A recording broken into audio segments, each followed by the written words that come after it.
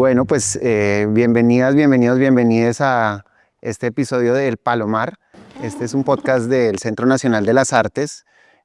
Hoy vamos a tener a dos invitados muy especiales, a Buñuelín y Casabucher, como yo los conozco. Ya más adelante nos dirán cuáles son sus nombres reales, que hacen parte del colectivo teatral Matacandelas. El colectivo teatral Matacandelas nace en los años 80 en la ciudad de Medellín, en una época que era pues, bastante convulsa, bastante difícil por el nivel de violencia, lo que estaba ocurriendo en el país. Y ellos nacen como una respuesta un poco, ¿cómo la diríamos? Como rebelde o un poco transgresora a lo que se venía haciendo en las artes, en los procesos culturales de esa ciudad. Se convierten en un espacio de resistencia que hasta hoy en día continúa haciéndolo, o eso creemos, pues. Y les voy a dar la palabra para que ellos mismos se presenten y nos cuenten un poco, primero que todo, cómo llegaron a este espacio del Matacandelas y qué fue lo que al llegar allá como que precisamente les quemó o qué fue lo que les generó este espacio que los hizo quedarse acá después de todos los años que llevan ahí. Ahora nos dicen cuántos. Entonces, si quieres, empieza, Casabucher. Cuéntanos un poquito tú. Bueno, mi real nombre, nueva máscara de Casabucher, es Juan David Toro Velázquez. Llevo en Matacandelas alrededor de 27, 28 años más o menos. No he podido calcularlos, o quizás siglos. Ya no. Yo llego a Matacandelas por pura incidencia de amigos que conocían la Matacandelas en ese entonces, que ayudaban con escenografía, que pintando, de aleluyos, como decíamos en el Matacandelas antes, que el aleluyo era el que tiraba cositas de las parrillas del teatro con un Uribe. Entonces, aquí una canción, aquí tira la aleluyita o la cosita. Entonces llegué a aleluyo, realmente a ayudar en cosas como varias, pero official varios. ¿Y lo pusieron a actuar en qué Y momento? no, fue tiempo después. Hice un taller allá también. Luego entré como a la universidad y había un proceso iniciando con una obra de Andrés Caicedo, los diplomas. Nos invitaron algunos a actuar ahí, unos chicos, porque la obra en principio se quería montar con solo estudiantes, como con pelados jóvenes en esa época. Ahora es otro tipo de pelado. Y de ahí hicieron como una selección, como que no queremos, porque se vuelve muy complicado manejar los tiempos y el grupo no funciona así, manejando tantos tiempos de que Por lo que estaban estudiando también y por lo que... están en sus cosas. No, llamamos nada más a dos personas, un chico, Edwin García, y a mí, y empezamos el proceso. Ya luego Edwin no continuó, yo sí continué, y a la par estaba estudiando en la universidad. Pero Todo el proceso. y aparte entonces de ese interés y de esta, como este primer llamado para ser parte del equipo, ¿qué fue lo que te hizo quedarte ahí? ¿Qué fue lo que te dijo, "Puta", o en qué momento pasó el tiempo y hoy te encuentras ahí y dices, no me di cuenta cuando pasaron todos estos años, nunca escogí estar acá, pero terminé estando acá? ¿O hubo algo específico que te hizo tomar esa decisión y seguir ahí? A mí me parece que son como tres cosas como básicas que me atraen de Matacandelas, y en esa época también, y es lo poético, el sentido poético de las obras, que creo que como que le hablan como a la existencia, como al alma, y eso me parece muy básico, para lo que yo quiero del teatro y lo que yo pienso del teatro. Otro punto es lo honesto en el escenario, que hay como una creencia escénica sin ser pretenciosa. Mm, Y otro es la disciplina con el trabajo, el respeto por el trabajo, que no solamente el teatro ya es simplemente salga o actúe, sino que uno veía en tras escena cuando estaba empezando, eh, como el amor y la disciplina que hay con los objetos, con el vestuario, con las formas que hay pre una representación. Y es muy lindo porque son precisamente como temas que para los que hemos visto obras del Matacandelas, pues yo creo que lo hablábamos con compañeras y compañeros en estos días viendo, acaban de presentar La Casa Grande, están presentando Blancanieves, presentaron Primer Amor en Funza como parte de la red de teatros públicos y patrimoniales, todo en el marco de funciones del Centro Nacional de las Artes. Y hablábamos con muchas personas y precisamente siento que son esos los detalles que la gente percibe cuando ve una obra de Matacandelas. Como eso que te enamora a ti, es lo que todavía el público agradece profundamente cuando se enfrenta a una obra del Matacandelas, cuando tiene la oportunidad de verlas. Entonces yo creo que démosle la palabra a Buñuelín también para que se presente antes de que Casabucher le quite toda la información. Sí, le quite todo. Entonces, antes de eso, escuchemos a 20 minutos y Buñuelino Juan David II. Bueno, casualmente yo también me llamo Juan David Correa. Juan David Correa. David Correa. Llegué al Matacandelas hace 19, 20 años aproximadamente. Estaba en una época en la que tenía muchas preguntas, esa época de bachillerato. Tenía 16 o 17 años casi recién cumplidos. Un amigo del colegio me llevó a ver el colectivo y recuerdo Juegos Nocturnos 1. Después tuve la posibilidad de ver La chica que quería ser Dios, luego los diplomas y empecé como a acercarme al colectivo.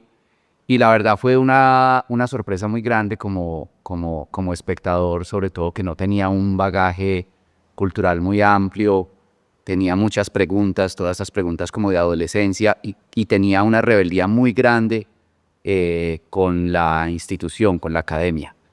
Yo tuve muchos problemas en el colegio con el tema de la autoridad, con el tema de la disciplina impuesta injustificadamente, ¿cierto? Y cuando encontré el Matacandelas había un montón de cosas dentro de las mismas obras que me gritaban como libertad, ¿cierto? Como que había unas cosas ahí que le hablaban a esas preguntas que yo tenía de pequeño. Coincidió con que yo en noveno de bachillerato me retiré del colegio, yo no terminé el bachillerato. Casualmente, una anécdota chiquitica, ayer que estábamos terminando la obra de Blancanieves, una chica, una espectadora que se acercó a tomarse fotos con nosotros, nos preguntó, ay, venga, ¿ustedes en qué universidad estudiaron? Entonces Típica pregunta rola. yo le respondí como, no, mira, hay dos compañeros, Juan David que pasó por la Universidad de Antioquia y otra compañera que estuvo en la Universidad de Cali, que hicieron un proceso formativo, pero yo y muchos otros del Matacandelas tuvimos nuestra formación dentro del mismo colectivo, dentro del mismo Matacandelas, aprendimos como el oficio, ¿cierto? Al yo retirarme del colegio, pues yo tenía una cantidad enorme de tiempo libre, ¿cierto? Entonces yo llego al Matacandelas, me causa tanta simpatía, tanta emoción. Casualmente de ahí viene el apodo de Buñuelín. Cuando yo llegué al grupo había un ciclo de cine de Luis Buñuel. Estaban presentando 17 películas. Yo todo peladito me di la tarea de verlas todas, hasta 3 películas al día. Y ya cuando preguntaban por mí decían, no, este es un Buñuelini, Teito de Buñuel. Obviamente pues el apodo se prestaba también mucho para la novatada pues, de una persona que estaba recién llegando al colectivo. Otra anécdota rápidamente de mi ingreso al Matacandelas fue que yo trabajaba con computadores antes de ingresar al teatro y en un momento escuché que tenían una unidad de disquete mala en uno de los computadores y yo les dije que yo les cambiaba una unidad de disquete buena, que en ese tiempo valía, no sé, 80.000, 100.000 pesos, y estamos hablando hace casi 20 años. Sí. Era un equipo que tenía su valor, y yo les dije, yo se los cambio por una ficha de Dio Marineiro.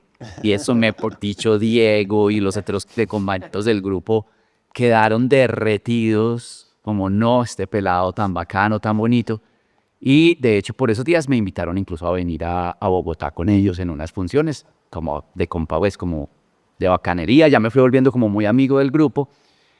Y sobre todo, muy emocionado como con todo eso que decía Casabucher, de una alta y constante alimentación poética, cinematográfica, cultural, literaria, una exploración constante, un montón de autores, un montón de referentes y un montón del mundo y de libertad que obviamente me atraparon en ese momento, en esa adolescencia, y me tienen aquí todavía compartiendo el colectivo y compartiendo pues todo lo que sigue sucediendo, ¿cierto? Qué lindo. Y me imagino que esto es de lo que lidera mucho Cristóbal también, ¿no? Como ese constante aprendizaje, esta constante transformación. Me gustaría un poquito que nos nombraran o que nos contaran algo de cómo fue esa vez que conocieron a Cristóbal Peláez. O qué recuerdan de él cuando lo vieron por primera vez, o cómo fue ese primer acercamiento, o tal vez simplemente alguna anécdota que me quieran contar de él, y contémosle a las personas también quién es Cristóbal Peláez. Cristóbal Peláez, el Chacho. El Chacho. Ah, sí, pero también debí presentarlo primero por el apodo. Cuéntanos quién es Cristóbal Peláez. Cristóbal Peláez es como para mí sigue siendo igual como lo conocí, sigue siendo un niño insistente en la vida, un niño insistente como en las formas de las estéticas, de la historia del teatro, del cine, de la literatura, un duende como devorador de cosas, de conocimientos. Para mí es eso y sobre todo un gran ser humano. ¿Y para ti, Buñuelín? Cristóbal es un poeta. O sea, yo tengo como fuertemente la sensación de que él utiliza el teatro, como decía Jean Cocteau sobre el cine, que el cine es una máquina para hacer poesía. Y lo que hace el Chacho es utilizar el teatro como una herramienta para compartir la experiencia poética, ¿cierto?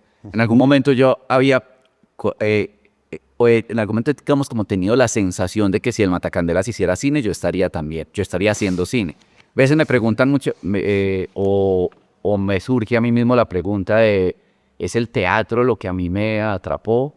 O sea, me siento como una teatrero o una persona como que vea en el teatro. Y muchas veces me encuentro como con la respuesta de que es más esa literatura y esa poesía desde Matacandelas lo que lo atrapa a uno. Y el Chacho es más que todo literatura y poesía. Para mí, yo creo que Cristóbal es un elogio, no sé cómo lo vaya a tomar él. Es más director, escuche, es el chat. Sí, total. Para mí, si él fuera director de cine, no sé dónde estaría, pero O sea, ¿ustedes sienten que sus obras son películas? Sí, y pues para mí tiene mucho director de cine, más que de teatro, obviamente. Obvio, pues es una contradicción, pero la acepto. en Angelitos Empantanados es evidente porque todo el lenguaje y la construcción está hecha desde lo cinematográfico. Pero cuando estamos haciendo pruebas de escenario, él a veces dice como, no, hágamele una toma aquí a este actor, por sí, que una luz, sí, ¿cierto? Y las luces del Matacandela son muy de planos como cinematográficos, ¿cierto? Entonces, De altos contrastes, de... de hecho, y en muchas ocasiones la construcción escénica se hace con un personaje que está no mirando al otro como en muchas construcciones escénicas, sino plano contra plano. Entonces el espectador sabe que los actores están realmente mirando dentro de la construcción de la historia, pero en el escenario tienen una cámara que le da por un lado y otra. De hecho, en la obra nueva que estrenamos el 4 de julio, Una incertidumbre, tenemos eso, ¿cierto? Hay un personaje que está de lateral, en un plano superior, tiene una luz que es como una cámara que le da desde otro lado y el otro personaje le está hablando y se desnaturaliza un poco y ese es como parte del lenguaje cinematográfico que habita el Matacandelas. Qué chévere. Y para los que están escuchando o viendo o lo que sea y no sepan quién es Cristóbal Peláez es cofundador del colectivo teatral Matacandelas y además de eso es el director todavía de la mayoría de las obras. Es el director de la casa, ¿correcto? Y el director de la mayoría de las obras que están en el repertorio. Tengo una pregunta sobre eso. Hay otras obras que siento que también es de los grandes valores que tiene Matacandelas y es la capacidad de generar un legado. Siento que el Matacandelas se ha encargado de empoderar a su grupo, a sus artistas jóvenes, a sus creadores, en que también aprendan a mantener vivo este legado, no necesariamente con el grupo base, no con los fundadores, que creo que los fundadores quedarán Cristóbal y Chava. Entró un año después. Ah, bueno, pero digamos, ellos dos quedan del grupo matriz original desde hace 40 años. Sin embargo, es un grupo donde cualquier persona que se acerque se va a dar cuenta que cualquiera de los integrantes está en capacidad de seguir con ese legado de ese grupo. Que cualquiera de los integrantes está en capacidad de seguir haciendo obras el día que no estén o que decidan seguir su proyecto personal. Siento que vienen cargados con una fuerza, con una esencia que les ha dejado el Matacandelas. No sé si me estoy equivocando, lo estoy exagerando demasiado. Pero sobre eso quería hablar un poco. ¿Cómo ha sido la transmisión de ese legado para ustedes? Además, ustedes que han tenido cierto liderazgo también nuevo dentro del grupo, así sea a través de las obras que protagonizan, así sea a través de los procesos que lideran dentro de la compañía. ¿Cómo han sentido ustedes que se les ha permitido recibir ese legado? ¿O cómo se les ha permitido ponerse también un poco adelante de un colectivo que precisamente es eso, es colectivo, son todos y todas trabajando como por un proyecto común? Lo que pasa es que también se parte mucho de la libertad, digo, a la hora de crear. Ujú. Cristóbal no impone una forma de hacer, Mm. sino que digamos que hay una colectividad, una mente colectiva, por decir algo, que se encarga también de crear esa forma teatral, esa obra. Ujú. Solo que Cristóbal es el director de la orquesta, por decir algo. Él es el que nos pone la... No quiere decir que no hayan otros procesos. De hecho, Chava, cuando hace muchos años ya dirigió una obra, o creo que ha dirigido dos, Cajón de Muerto, ella dirigió, también tiene como ese ímpetu también de directora, claro, tiene todo un bagaje ahí de 45 años. Y otros compañeros que han también generado procesos ahí, sobre todo cuando se va viendo en los procesos de improvisación. Hay unos compañeros que tienen como una idea, venga, hagamos esto, hagamos esto. Entonces uno va viendo como que tienen cierta vocación, no sabemos si vaya a ser así, porque todo es como tan relativo. Sí, que uno dice, este ve, tiene como canchita, tiene fueguito como de director. Ujú. Porque no todos tenemos lo mismo, pues no todos queremos ser directores o actores, o músicos muchas veces, o escritores, o dramaturgos. Entonces se van como generando ciertas, como que el reflector se va corriendo como aquí. Como que puede tener eso. No es que el grupo diga, no, es que le tocó a usted. No es una imposición. Yo creo que es una cosa que sale natural. Una cosa como de instinto, como de impulso, digamos, artístico. No es un... ¿Quién va a ser? ¿Qué va a ser? No sé, porque igual los jóvenes también se mueren y nosotros los menos jóvenes también nos morimos. Precisamente como en esa libertad que existe el Matacandela, se han dado también la libertad de explorar muchos géneros. Han hecho teatro infantil, han hecho teatro musical, hay un teatro que también siento yo que va como desde un lado más poético, más adulto, más profundo. Entonces, siento que, pues, aunque todas estas exploraciones se conectan en sus obras, cómo es acercarse, no sé, un día a hacer Omar y Negro, que es una obra completamente estática, poética, profunda, densa en un sentido de la densidad bella que tiene esa obra, y al otro día estar haciendo Blancanieves, que también es profunda, también es compleja, también es elaborada, pero que está rodeado de un montón de niños a los que están haciendo reír. O sea, ¿cómo es posible que eso ocurra de manera tan eficaz al interior de un mismo grupo? Sea, es algo que se originó muy desde el nacimiento del Matacandela, ¿cierto? Estaba Cristóbal, yo no recuerdo los nombres en este momento, pero sí Héctor Javier Arias. Javier Arias, y estaba Cristóbal como director, como digamos como en la parte literaria, había otro de los compañeros que estaba muy desde la parte musical y había otro compañero desde la fundación del grupo que propuso que se hicieran la exploración a través de los títeres, ¿cierto? Entonces digamos que eso ha permitido que el Matacandelas tenga como como esa visión amplia. Lo que tú dices es incluso hasta para nosotros mismos algo que es como sorprendente. O sea, muchas veces uno está presentando una obra como La Casa Grande, con una densidad, una historia que es dura, fuerte, dolorosa, es la masacre de las bananeras, y de repente el mismo día o al otro día estamos presentando una obra como Hechicerías o como Pinocho, o vos ves O Marineiro y después ves una obra como Fernando González y vos decís, pues mi chica, o sea, ¿cómo es posible que sea el mismo grupo? ¿Cierto?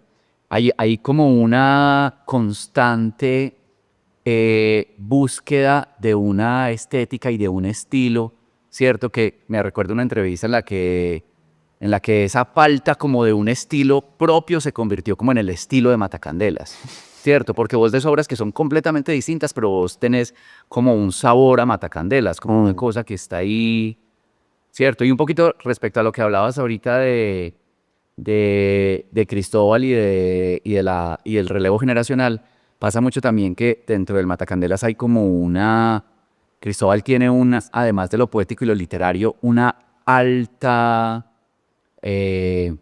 concepción ideológica.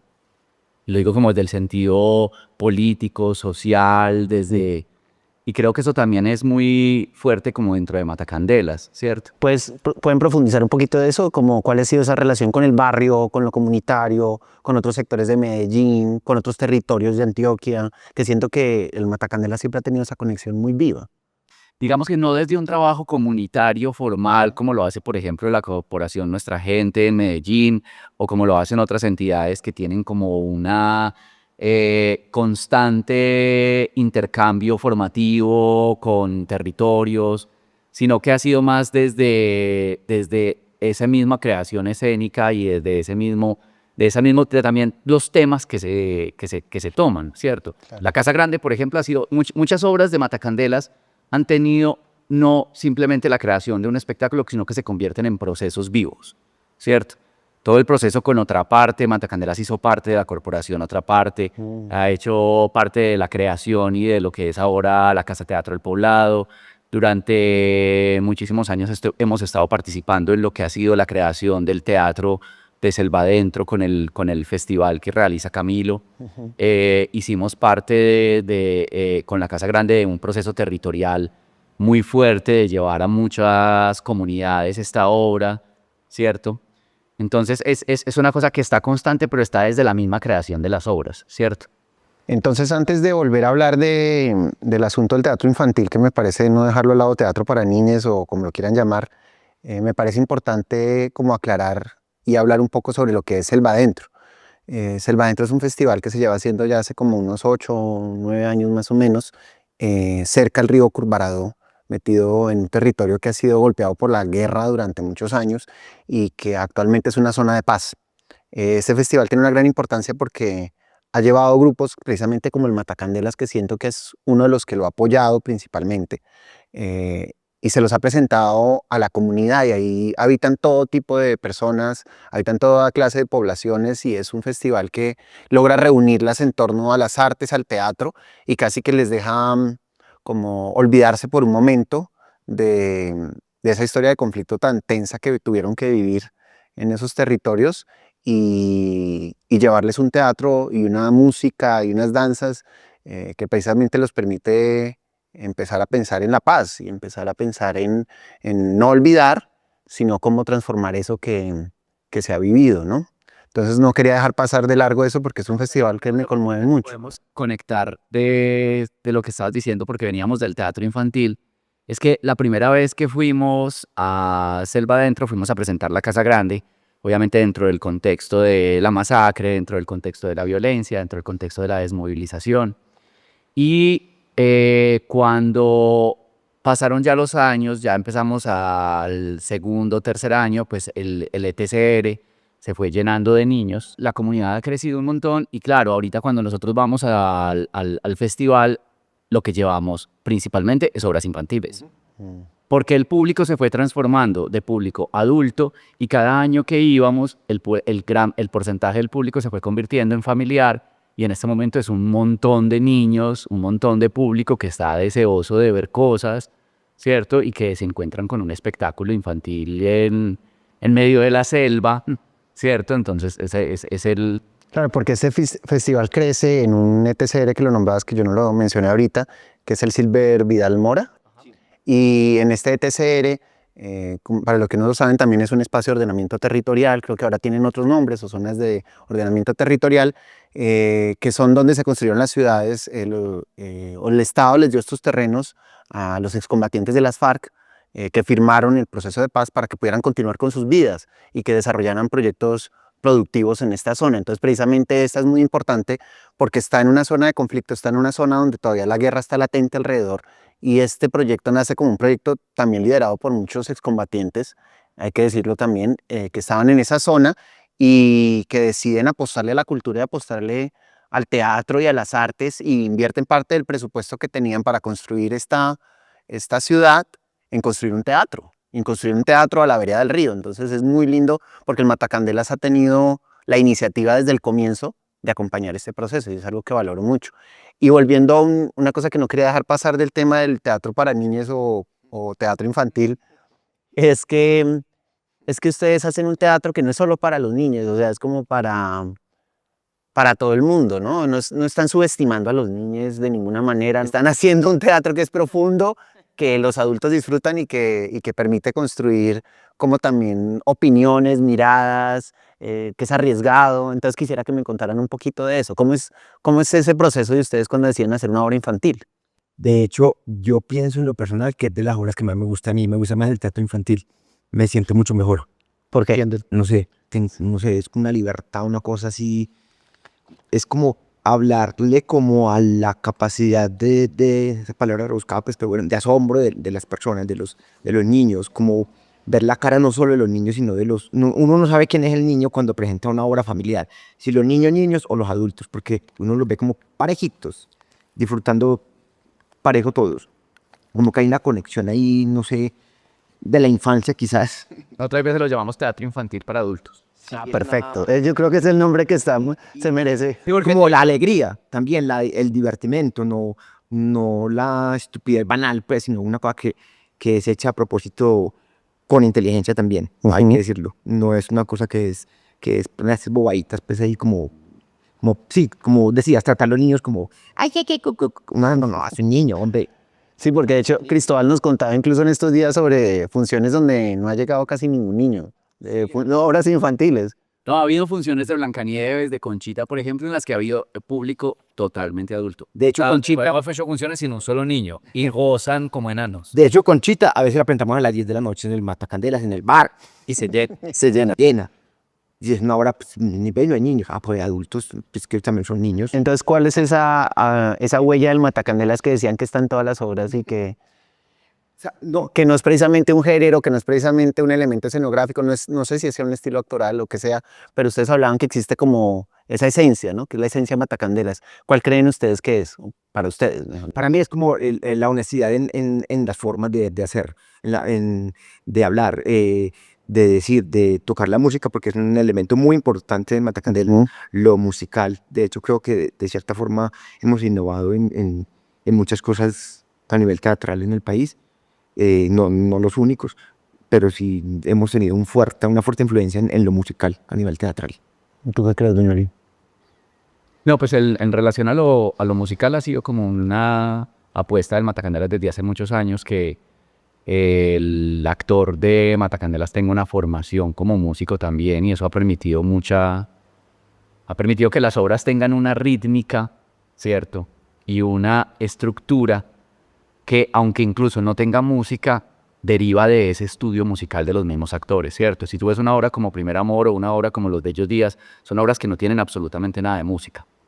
Pero hay un ritmo interno, ¿cierto? Hay una estructura interna que devela todo ese trabajo musical de Matacandelas en todas las obras, ¿cierto? Entonces yo creo que puede ser mucho eso, la rigurosidad, la poética y la música, lo que devela un poco como ese estilo, esa esencia o ese duende que pueden tener las obras de Matacandelas. Una rigurosidad y una rítmica particulares. Buenísimo. Un tono ahí que... Sí, hay un tono que tiene que ver con... Y ahí, pero igual yo creo que hay un discurso también, que está en todas las obras del Matacandelas. Hay una filosofía, que es un discurso que es incluso, de nuevo, increíblemente así como en los años 80 cuando surgió el grupo, es un discurso que se ha vuelto otra vez arriesgado de poner en voz alta, ¿no? Estamos en una época igual donde hablan de polarización cuando se intenta decir cosas en voz alta, ¿no?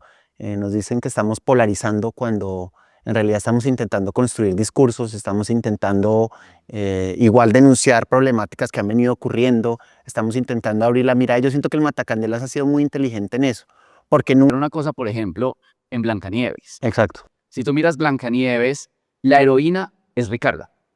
Por supuesto. Y la Pero protagonista Ricardo, se roba el show, ¿no? O sea, es el casi que el eje central, o sea, la obra transcurre muy desde ese personaje que está criado.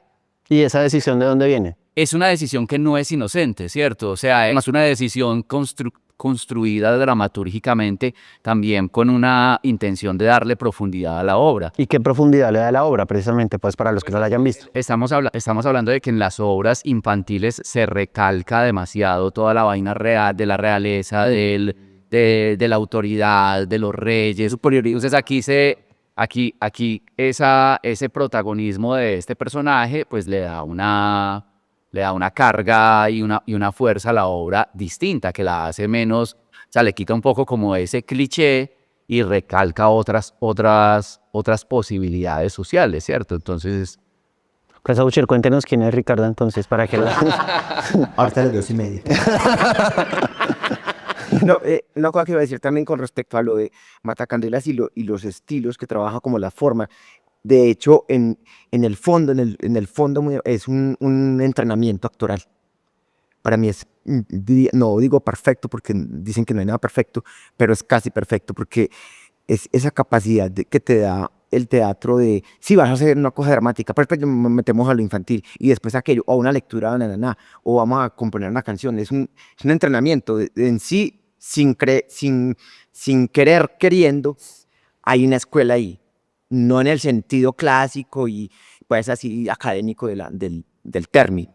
Pero hay una escuela ahí que funciona, pero a nivel Matacandelas, no a nivel, digamos, de lo académico, sí, pues, empoltronado allá en un pedestal, no. Okay. ¿Y qué tal vale la pena hoy en día mantener como este tipo de proyectos vivos? Que siento que es una pregunta que puede caer en un lugar común, pero yo sé que con ustedes no. Entonces, ¿cómo mantener vivo eh, un proyecto de estos y por qué decidir mantenerlo vivo, mejor dicho? Por mi parte diría que es porque hay una apuesta no por lo guerrerista, por la sangre, por el odio, por todo lo que nos vuelve como seres humanos voy a decirlo, una mierda, sino porque hay una apuesta por la alegría, por la reconciliación también, porque el teatro no solamente se hace para un determinado sector que piense o no piense como uno. En el público hay variedad de ideologías y esa diversidad, eso es lo que nos debe, como creo yo, unir como seres humanos. No pensando no, usted es de este sector, no, pues yo no voy a actuar para usted, no. Son seres humanos, creo que hay una cosa de respeto también por su condición ideológica, independientemente que no la compartan o no la compartamos la de ellos. Entonces yo creo que es esa diversidad, esa apuesta por la vida, de cierta forma, por la creación, no por la destrucción. que dentro del teatro también está la posibilidad de la palabra, ¿cierto? La posibilidad de que la palabra sea bella, de que haya un encuentro y si hay un lugar bello, pues vale la pena cuidarlo, ¿cierto? O sea, es lo que se trata, son jardines, ¿cierto? Los lugares de creación, de arte, los espacios de encuentro son los lugares que hacen que la sociedad sea un poco menos hostil, un poco menos difícil, que hay la sociedad es muy compleja, ¿cierto? Entonces, estos jardincitos, pues hay que tratar de cuidarlos entre todos. Nosotros mismos desde adentro, el público al venir y al disfrutar las obras, está cuidando estos jardines, ¿cierto? Porque no pueden existir si no existe esa relación público-teatro, ¿cierto? Entonces, pues, esa es la razón. Y es algo... Sí, es algo que tenemos que construir como entre todas, entre todos, entre todos, que es no solo el lugar de los artistas, sino el lugar de los espectadores, ¿cierto? Claro, porque es que finalmente es la casa de Matacandelas, es una casa que nosotros logramos pagar, que se demoró 10 años el Matacandelas a pulso, donando prácticamente el trabajo para poder conseguir ese espacio y finalmente es una casa que no es de ninguno de nosotros. Ninguno de nosotros se puede quedar con esa casa. Esa casa es de la ciudad. Es una casa para vivirla, para encontrarnos, para alegrarnos, para festejar, para disfrutar. Irónico, básico para mí es no solamente vean Matacandelas. Hay muchos grupos, hay mucha diversidad también de grupos, hay que ver, porque todo el arte para mí en general es como oxigenar el alma. Ese es el oxígeno que necesita el alma, no el cuerpo, sino el alma. Entonces, oxigénense, vayan a todo. Vayan a ¿Y tú, Ñorín? No, está perfecto. Nos quedamos con eso entonces para cerrar. Esa está muy bien. Sí, porque siento que es importante recordarle al público que hay que ir también a teatro, ¿no? Sí, al teatro, a todas las manifestaciones que tengan que ver como con la humanidad, con ese afán del ansia, el ansia como Esa expresión, el arte es el único consumo que cualifica. exactamente, es eso, como Es el alimento para el alma. Sí. Tiene que ser parte de la canasta básica familiar. que eso contiene todo, el arte contiene en general, no solamente el teatro, contiene todo, todas las posibilidades, todas las humanidades, todo el pasado, el presente, el futuro, está ahí metido. Entonces, para terminar, solo queda decirles que pues sigan al Centro Nacional de las Artes en todas sus redes, que estén atentas a la programación de estas salas, de la sala de Elia Zapata, de la sala Colón, que también hace parte del Centro Nacional de las Artes, de la sala Fanny Mickey, de nuestra nueva sala inaugurada con nombre de Teresita Gómez hace poco, que estuvimos en un homenaje muy bello, y que también estén muy atentos a toda la programación de la red de teatros públicos y patrimoniales, que es uno de los proyectos que ahora está liderando el Centro Nacional de las Artes y el Ministerio de las Culturas, las Artes y los Saberes. Entonces los invitamos a que estén súper atentos y de nuevo gracias al Matacandelas por estar acá. Muchas gracias.